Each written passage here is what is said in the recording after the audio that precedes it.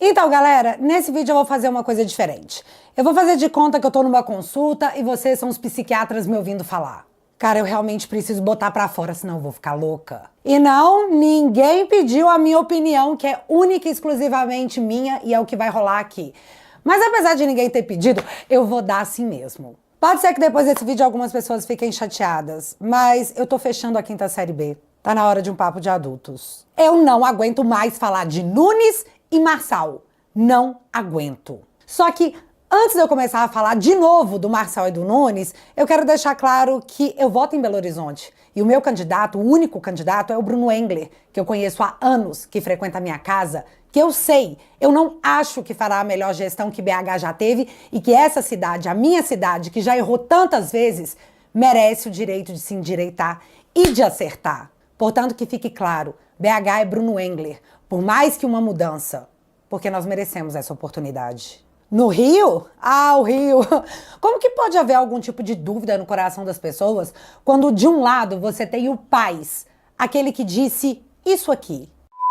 Nós estamos juntos aí, presidente. Tá bom? Verdade, Obrigado, receba meu querido. carinho aí, estamos juntos, minha solidariedade, vamos em frente dessa história. Agora, da próxima vez, o senhor me para com essa vida de pobre, com essa alma de pobre, comprando esses barcos de m***, sítiozinho vagabundo, porque sou uma alma de pobre. Todo mundo que fala aqui no Rio, eu falo o seguinte, ó, imagina, se fosse aqui no Rio, esse sítio dele, não é em Petrópolis, não é em Itaipava, é como se fosse em Maricá. É uma merda de lugar, pô. Esse barquinho dele em São Pedro da Aldeia, Araruama, não é em Búzios nem Anjos. É um cafona, que o senhor não perdeu essa sua alma de pobre. Isso que é a maior desgraça que eu estou vendo nesse processo todo. É isso. Mas Tá é exatamente bom, isso. Tá bom, querido? É. Obrigado, Eduardo. Qualquer coisa me liga aí, presidente. Muito obrigado, Forte querido. abraço. Valeu, Tchau, tchau, tchau. Do outro lado, você tem o Ramagem, o cara que quer lutar contra bandido, que seu único crime foi apontar o dedo na cara de corrupto, o cara da segurança que o Rio tanto necessita. O cara de caráter, que não tem rabo preso, que tá chegando com vontade de mudar o Rio de Janeiro, que nunca teve tal oportunidade. Não tem que pensar, viu, galera? Em Fortaleza tem o André Fernandes, o jovem com sede de renovação numa das cidades mais politicamente enraizadas do Brasil. Aquele que quer chegar com o pé na porta para a revolução que a cidade espera há anos. E essa hora chegou, e essa hora é agora. E é em Curitiba, cidade onde tudo isso começou na minha vida, que me perdoe o Paulo Eduardo, que eu gosto muito, muito mesmo, mas que infelizmente nessa corrida veio de vice. Curitiba está com a oportunidade de eleger a Cristina Grêmio, aquela jornalista que lutou por tudo que nós acreditamos durante anos na frente dos nossos olhos, com a gente assistindo e admirando não só a sua coragem, mas também a convicção dessa mulher. Curitiba merece, enfim, se endireitar com alguém que a gente sabe que pensa exatamente como a gente. E ela mesma nos convenceu disso, de nunca desistir. E aí nós chegamos em São Paulo. E sabe-se lá como esse tema, devido às proporções midiáticas, tomou conta de todo o debate público nacional. Eu sou extremamente cobrada, de um lado e de outro. E eu entendo isso perfeitamente. Meu maior público está de fato em São Paulo. E essa é a reação das pessoas que me acompanham. Bárbara está fazendo uma campanha ferrenha para o Marçal. Depois não adianta se fazer de desentendida, tá ok? E esse comentário veio porque eu disse que o debate no Flow foi totalmente parcial e que o ranço do apresentador para com o Marçal era visível. Eu só comentei o óbvio, mas aí eu virei pablete. Mas pelo outro lado teve esse aqui. Até você, Bárbara, fazendo campanha velada pro Nunes, logo você que tanto lutou contra a ditadura sanitária. Pedágio alto esse trem. Isso é para ter acesso VIP ao Congresso Conservador dos de direita? E isso foi porque eu critiquei a postura do Marçal em dizer que faltava homens de coragem para governar São Paulo, mas ele se recusou a ir no Paulo Figueiredo para falar do Alexandre. Aí pronto, virei nunista. E atualmente o que eu tenho mais ouvido é: vocês estão dividindo a direita e quem mais se beneficia disso é o Boulos, é o Dilma. Sobre isso eu preciso esclarecer uma coisa. Matéria dessa terça-feira agora. Um partido popular sem os votos do povo. Tudo indica que PT amargará seu pior desempenho nas eleições municipais desde a redemocratização. O partido não mudou, mas o Brasil sim. E quem experimenta sua gestão, a rejeita. Isso não te convenceu? Beleza. Então ouve aí o blogueiro lulista dizer. O Nordeste está sendo tomado pelo bolsonarismo. Em 8 das 9 capitais nordestinas, candidatos de direita bolsonaristas estão liderando. Apesar disso, se nota a falta de envolvimento direto do presidente Lula e de outras lideranças importantes nas campanhas dessas capitais. Sem uma resposta rápida, eficaz em um esforço coletivo, as chances de reverter esse cenário perigoso diminuem. E olhe, há cerca de 2 décadas o Partido dos Trabalhadores tem sido dominante aqui no Nordeste, o que garantiu vitórias eleitorais para a presidência. Mas neste ano, esse cenário está ameaçado. O PT não lidera em nenhuma das 9 capitais nordestinas e apenas no Recife um candidato apoiado pelo PT lidera. Em Maceió e Aracaju, quem lidera as pesquisas é o PL de Jair Bolsonaro. Cenário semelhante se repete nas demais capitais nordestinas. Então, esse cinturão bolsonarista no Nordeste coloca em risco a resistência de esquerda construída ao longo dos últimos 20 anos na região. O avanço do bolsonarismo mostrou seu efeito em Alagoas na eleição passada, onde Lula obteve um desempenho abaixo da média regional, o que pode voltar a acontecer em mais estados. Com o avanço da direita no Nordeste, o futuro do Brasil está em jogo e o presidente Lula precisa entrar de cabeça na região. O PT voltou para matar a memória afetiva que existia nos brasileiros. E esse é um remédio amargo que todos estamos sendo obrigados a tomar. Mas voltando para a frase que muito se fala nas redes sociais. Ai, vocês estão divididos à direita. Eu estava conversando com o Luiz e ele me disse que nunca apoiou o Pablo publicamente. Mas virou pablete. O Gaia respondeu um vídeo do Marçal com toda a educação do mundo e virou nunista. O Nicolas havia dito que só se manifestaria no segundo turno das eleições e pá, também virou nunista. E eu tenho uma explicação simples para te dar do porquê ninguém tá falando que eu faço M ou eu faço N, bora agitar. Porque esse cenário não era o que a direita havia se programado para lidar. A gente tinha se programado de ir com um candidato. E olha, é importante relembrar porque quem disse isso não foi eu. Outubro de 2023. Eu tive conhecimento, né? Apesar do temperamento do Salles ser um pouquinho exaltado de vez em quando, tá? E ainda tenho esperança que ele terá sucesso lá em São Paulo ainda, falando do coração, isso aí. Mas não aconteceu, todo mundo sabe. E na expectativa de quem seria o nome, todos ficamos aguardando quem seria o substituto de Ricardo Salles. O nome do Ricardo Nunes nunca estaria na lista de candidatos que a direita teria feito, em nenhuma posição dela. Mas foi o que aconteceu. E a questão é, por que aconteceu? Essa também tá fácil de explicar. Agosto de 2024, também conhecido como mês passado. Olha, eu queria a prefeitura o Ricardo Salles. E foi numa queda de braço, até o momento que o Valdemar ganhou. Aí tudo bem, eu não entro na campanha, só vou passar por São Paulo usando Congonhas, por ocasião das eleições. Daí me ofereceram a vice.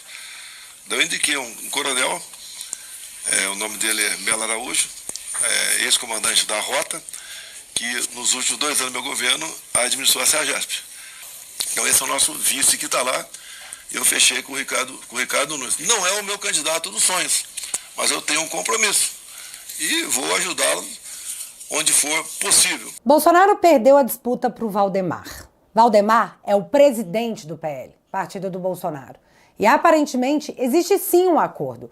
Bolsonaro teria que engolir essa derrota ao não indicar seus nomes para as prefeituras.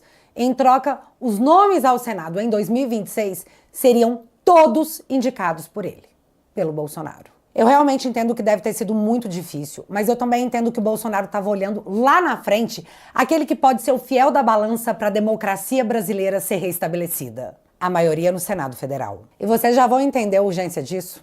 Com direito a vídeo. E eu sei que para muitos essa questão de ter maioria no Senado é tipo história do boto cor-de-rosa, só que nunca foi tão real. Alcolumbre alerta para risco de impeachment de ministros do STF a partir de 2027, dizem fontes. Nas contas do senador, bolsonaristas poderiam chegar a 54 vagas no Senado nas próximas eleições. E olha só o desespero da Daniela Lima com essa possível realidade. A ideia, Valdo, em alguns estados é fazer os dois. Fazer os dois. É fazer os dois, entendeu? Então você ficasse com 2 representantes de um mesmo campo político dentro do Congresso Nacional, diminuindo, claro, a diversidade e dando um poder de bala. Gente, você ter 54 senadores de um campo político só, dentro, assim, seria um feito inédito e praticamente, você hiperboliza um poder de uma forma, né? Você cria quase que um segundo presidente, talvez. A política é feita de se escolher as prioridades. Goste você ou não, Bolsonaro teve que priorizar essa maioria. Até porque existe um ponto que não pode e não deve ser esquecido. Não sejamos juninhos. Desde o início do ano, Alexandre de Moraes proibiu que Bolsonaro e Valdemar mantivessem contato, proibiram os caras de conversar. Em ano eleitoral, o presidente do partido não pode conversar com o dono dos votos. Vocês acham que essa confusão e desgaste foi super ao acaso? Sério? Vendo que iria ter que apoiar o Nunes devido a esse acordo, ele indicou o nome do Coronel Melo, que é unânime. Toda a base bolsonarista gosta. Foi uma espécie de contenção de danos e um trunfo, já que todos sabiam que a campanha do Nunes não iria tirar o eleitor de casa para uma campanha apaixonada. E bem no meio do não chove, não molha da campanha do Nunes, chega o fator que nenhum deles estava esperando. O fator Pablo Marçal. E eu sei, tem muita gente metida a especialista, lugar que eu nunca me coloquei. Até porque tudo que eu sabia do Pablo Marçal era que ele era um coach, líder de venda de curso. Marçal chegou dizendo que, já que não teríamos Salles, ele entraria para a briga para bagunçar a coisa toda. E foi exatamente o que ele fez. Todos os candidatos foram desestabilizados. Os favoritos ficaram ameaçados pelo discurso que nem precisa ser real, só precisa convencer. Nos últimos anos, nós assistimos a mídia nos tratar como idiotas. Vimos com os nossos olhos a maior perseguição política já sofrida por um presidente. O consórcio odiava o Bolsonaro. E a mídia é o quarto poder, sim. O que ela repercute vira assunto, vira debate, vira discussão. O que ela ignora é como se não tivesse existido. Um exemplo claro é o que fizeram com Bolsonaro na questão da Amazônia e queimadas Brasil afora. O escândalo que a mídia fez foi tão dimensionado que tivemos Macron, Leonardo DiCaprio, Gisele Bündchen e até o Huck em campanha massiva, com direito ao STF exigir respostas e providências em tempo determinado. Hoje assistimos a maior onda de queimadas das últimas décadas. Mas como o governo é do Lula, a mídia aplaude a Marina dizer que a culpa disso tudo é do povo, dos senadores e das mudanças climáticas. Os artistas da Rouanet estão calados. E, bicho, isso é nojento. Então que fique claro, nós, povo que não votamos na esquerda, temos horror à mídia tradicional. E é aí que se destaca Pablo Marçal, fazendo aquilo que deixa o seu coração quentinho, com um sentimento de vingança no peito. Jornalistas sendo humilhados. Quem é que não gosta de ver aqueles cortes onde ele diz: você tá mentindo, você não sabe do que você tá falando, você é militante, você tá errado. E tudo isso vira acompanhado de uma retórica impecável. É difícil debater com ele, e isso é fato. Com propostas inovadoras, com promessas mega audaciosas, o que menos importa é se elas de fato conseguirão ser cumpridas. A galera quer ver ele batendo em jornalista, e isso ele faz. Muito. Hoje temos 3 frentes na sociedade: os eleitores de esquerda, os antipetistas e a nova emoção desbloqueada, os antimídia. Entre o Nunes, aquele cara sem graça, mas que muita gente se lembra com mágoa pelo período da pandemia, e o Marçal, o cara que chega com o dedo na cara a ponto de você ignorar todas as outras coisas que envolvem o nome dele, bom, tá aí o que aconteceu com a direita. Política virou paixão nacional. E se a paixão não é despertada, você se apaga. E há anos a gente assiste o jogo político sem nunca participar, porque eles nos deram a manete desligada, sabe? Mas não mais. E foi entendendo esse jogo e todo o potencial que a direita no Brasil tem que alguns parlamentares resolveram descer pro parquinho. Estava aberta a campanha, não vote no PSD. Mas eu preciso desenhar isso direito para você entender. Em vários momentos da minha vida, eu ouvi que o PSD do Kassab governa São Paulo.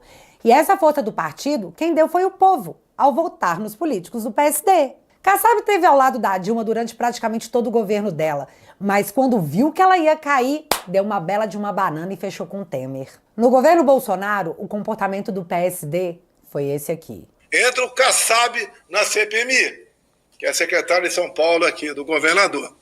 O Kassab determinou que todos os seus deputados e senadores votassem contra Jair Bolsonaro, favorável ao relatório, para me indiciar na CPMI, para que ele mantivesse 3 ministérios no governo Lula. Então o Kassab determinou para que seus deputados e senadores do PSD votassem pelo indiciamento de Jair Bolsonaro, independente de provas. Eu não fui convidado nem convocado para a CPMI, senão ele perderia 3 ministérios. Esse é o perfil, né? O Kassab bem representa o caráter do velho político brasileiro. E essas pessoas presas, 17 anos, e também esse que morreu, o Quezão, senhor Kassab, só tem responsabilidade nisso. Porque se o teu partido tivesse feito um trabalho isento na CPMI, a exemplo do procurador agora, que desmonta a CPMI, com toda certeza não teremos a barbaridade toda lá. Mas vocês, para atender a narrativa do PT, que a direita é golpista e é terrorista, você, Kassab, manda os teus parlamentares do PSD votar favorável ao relatório. Então, você não tem como buscar a verdade, buscar dias melhores para o seu país, se você não tiver o João 8,32 na cabeça. E conhecer a verdade vos libertará. E sim, hoje o PSD tem 3 ministérios do governo Lula: o Ministério da Agricultura, Ministério da Pesca e Minas e Energia. E então chegamos no atual momento da política brasileira. Nunes é o candidato do PSD. Entenda uma coisa, durante anos nós fomos apertados na parede, nós fomos pressionados porque éramos uma minoria tentando governar. Tentávamos fazer as coisas e éramos podados, limitados, encurralados na parede. Só que hoje o mundo é digital e é por isso que eles odeiam a internet. Isso aqui é a nova praça pública e é aqui que as opiniões são formadas e emitidas. É aqui que a direita é maioria. O movimento contra o PSD é justamente a virada de mesa. Os que sempre foram encurralados na parede, agora apertam esses caras contra ela. E não tem ameaça, não tem dinheiro envolvido, tem o povo. Se a situação que nós chegamos hoje, por forças maiores a que nós queríamos, era ter que apoiar o Nunes, beleza, a gente apoia. Mas em troca do nosso apoio, do apoio da direita, que é tão caro e precioso, me dá em troca algo mais valioso. Nos dê os votos para o impeachment do Alexandre de Moraes. Caso contrário, todo o poder que o PSD tem, que só existe porque o povo elege seus parlamentares, pode ser minado. Hoje o PSD tem 11 senadores. Mas vem cá, o que é um partido político sem parlamentares eleitos? Bom, eu achei a troca justa. Nos dê o que queremos, caso contrário, 55, que é o número do PSD, pode ser tão estigmatizado quanto o 13. E sim, aparentemente estamos aprendendo a brincar de política. E toda essa longa explicação veio para chegar nesse momento do vídeo. Após tudo isso que eu te contei, eu tô assistindo gente chamar o Nicolas e o Gayer de traidores. Estão dizendo que eu me rendi ao Marçal, que o Oi Luiz agora é Pablete, que o Kim Paim é gado do Nunes, que o Marcel Van Hatten quer o protagonismo da direita. Gente, eu cheguei a ler que o MBL tá sendo mais sensato do que alguns apoiadores do Bolsonaro. Olha a loucura dessa frase, olha a loucura de tudo isso. Não tem ninguém dividindo a direita além de nós mesmos. E essa é a minha conclusão final. Sabe em quem você deve votar em São Paulo nesse momento? Eu não ligo! Ah, Bárbara, como assim você não liga? Como assim você tá diminuindo a importância da eleição? Não, eu não tô não. Sabe por quê? Sabe onde mais tem eleições? Na Venezuela. Eu tô em agonia profunda em assistir que a maior chance que nós tivemos nos últimos 5 anos de restabelecer a normalidade democrática no Brasil tá sendo abafada por briga pelos candidatos em São Paulo. Eu não tô preocupada com o Nunes, eu não tô preocupada com o Marçal, eu tô preocupada com o seu Jorginho, um idoso condenado a 17 anos de cadeia, ou seja, para ele uma prisão perpétua, pelo 8 de janeiro, que tá preso desde então com pneumonia e com depressão, enquanto a Deolane foi solta e tá postando vlog da cadeia nas suas redes sociais. Eu tô preocupada com a dona Vildete, de 73 anos, com trombose, que foi presa depois de uma reportagem do UOL dizendo que as pessoas, com medo dessa justiça, estão fugindo do país. Então, para que essa senhora não fuja, é melhor ela ficar presa. Enquanto isso, de novo, essa semana o Toffoli anula mais provas de empresários envolvidos no maior esquema de corrupção que o Brasil já viveu. Eu tô preocupada com o Felipe Martins, que ficou 6 meses preso por uma prova falsa, por uma alegação da justiça que nunca existiu. E mesmo que todos saibam disso, o cara tá de tornozeleira e proibido de usar as redes sociais. Eu tô preocupada com o fato de, mesmo as contas da Starlink e do Twitter terem sido bloqueadas para que o dinheiro das multas do Alexandre fossem retirados, numa coisa nunca antes vista no Brasil, mesmo o Twitter nomeando o representante legal, mesmo o Twitter bloqueando as contas determinadas pelo ministro Alexandre, a plataforma não volta, porque o ministro está vendo má fé na nomeação da representante, o que vai atrasar a volta da plataforma ao Brasil. Eu tô preocupada com centenas de brasileiros colocados em inquéritos secretos onde, segundo o Estadão, podem ser punidos por leis tiradas da cabeça do Alexandre. Eu tô preocupada com a lista feita pela Polícia Federal entregue à Suprema Corte com nomes de brasileiros que podem ser multados por terem usado o Twitter, sendo que o critério vai ficar a cargo do próprio ministro Alexandre. Eu tô preocupada que o Daniel Silveira já pagou as multas, já tem tempo previsto em lei para progressão de regime, tem laudo favorável à soltura e, mesmo assim, continua preso. Eu tô preocupada com o fato de que 61% dos brasileiros têm medo da censura nas redes sociais. Eu tô preocupada com a Suprema Corte contrariando a si mesma e impedindo que o sistema de distribuição de processos da Corte seja auditado. Eu tô preocupada com os filhos da Débora. Crianças que estão crescendo sem a mãe, presa há 1 ano e 8 meses, porque escreveu "Perdeu o Mané" de batom numa estátua da Suprema Corte. E eu poderia ficar até amanhã citando quais são as minhas preocupações com o Brasil e ainda assim não chegaria nas eleições de São Paulo. O Barroso, o autor da frase "Perdeu o Mané, não a mola", Barroso, presidente da Suprema Corte, é o autor da frase "Perdeu o Mané, não a mola". E em vez da gente amolar esses caras, já que nunca antes na história desse país nós tivemos 36 assinaturas para o impeachment de um ministro da Suprema Corte, a gente resolve ficar aqui, brigando por causa de políticos em São Paulo, em vez de nos unirmos na maior de todas as pautas: a democracia brasileira. A verdadeira, tá? Não aquela usada nos discursos de censura. E erra muito quem diz que o PT, o Lula ou o Boulos estão amando tudo isso. Eu acho que quem tá amando é o próprio ministro Alexandre. Essa semana, o senador Irajá, filho da Cátia Abreu, se pronunciou sobre a pressão que o PSD tá tomando. E sobre isso eu preciso destacar 3 pontos. Não há sequer uma votação que esteja acontecendo no plenário do Senado Federal que trate de impeachment de ministro do Supremo Tribunal Federal, qualquer que seja ele. Não tem mesmo uma votação aberta porque o Pacheco, do PSD, tá sentado em cima da análise do pedido. Então, que argumento Dória, visto que quem pode abrir essa votação é o cara do seu próprio partido? Além disso, você resolveu atacar a honra e a história de líderes nacionais importantes do PSD. Talvez você não tenha aprendido valores como respeito às pessoas mais velhas e mais experientes. Respeitar os caciques partidários, tipo o Paulinho da Força, o Kassab, a Gleisi Hoffmann. Ah, senador filho da Cátia Abreu, me poupe, se poupe, nos poupe. Olha, deputado Nicolas Ferreira, se eu fosse você, eu faria uma grande reflexão. Porque depois de tantas atrapalhadas, quem poderá ser boicotado no Brasil não será eu e não será os membros do PSD, será você. Essa foi maravilhosa, porque a nossa resposta foi promover um boicote aos candidatos apoiados pelo próprio Irajá. E até a Polícia Federal, o Ministério Público e o Flávio Dino estavam sendo marcados na minha postagem de boicote. Porque é isso que o Brasil se tornou. Um ambiente de perseguição política para dissidentes das ideias do Estado. Então, gente, chega! A eleição de São Paulo não é o maior problema do Brasil e não pode ser o fator de separação no maior momento que nós vivemos. Dia 29 tem manifestação às 10 horas na Praça da Liberdade, Belo Horizonte, Casa do Pacheco. Em vez de estarmos brigando uns com os outros, deveríamos estar cobrando a presença dos senadores, que a cada eleição pedem nossos votos e depois desaparecem. Né, Romário? O poder de um partido político vem dos votos que ele recebe. Se você parar de votar nele, ele desaparece. Nada é mais importante hoje do que restabelecer o Estado de Direito brasileiro. E se você quer brigar com um coleguinha por eleições municipais, você me inclua fora dessa.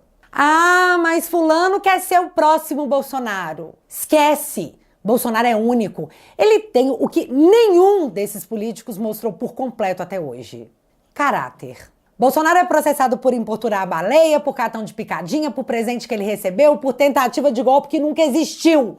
reviraram a vida do cara por mais de uma década e nunca conseguiram chamá-lo de corrupto. Ah, mas porque se não apoiarmos fulano, nós vamos enfraquecer o Bolsonaro. Esquece de novo, Bolsonaro é a pedra no sapato de todo o sistema.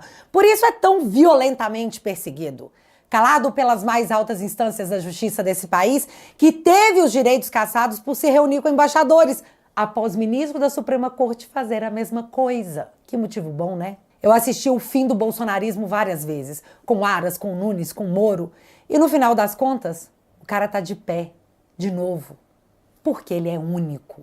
Então eu só peço, por favor, não esquece de tudo o que aconteceu nos últimos anos, não se esquece de como chegamos até aqui, não se esquece que a liberdade é a primeira coisa que os ditadores tiram de nós. O resto vem em cascata. Nós deveríamos estar juntos nessa prioridade. E é o que eu espero que aconteça a partir de agora. Dito tudo isso, finalizo esse vídeo perguntando para você: o que é mais importante? Use a sua resposta para lutar por isso. Considere apoiar o canal que sofre a perseguição democrática pelo simples fato de eu ser uma dissidente ideológica do Estado. Assinando o teatualizei.app por R$10 por mês, você financia o meu trabalho e, em troca, recebe conteúdos exclusivos com cultura pop, com geopolítica, com documentários e vídeos exclusivos aqui do sofá. Vou deixar o link fixado aqui no primeiro comentário e, desde já, muito obrigada, em meu nome e dos meus advogados, que essa semana receberam o processo movido contra mim porque eu disse que o Lula apoia ditaduras. Pois é. E é isso, galera. Nos vemos domingo, às 10 da manhã, na Praça da Liberdade. E nada é mais simbólico que isso, já que o que está em jogo é, de fato, a nossa liberdade. Nos vemos lá. Fui.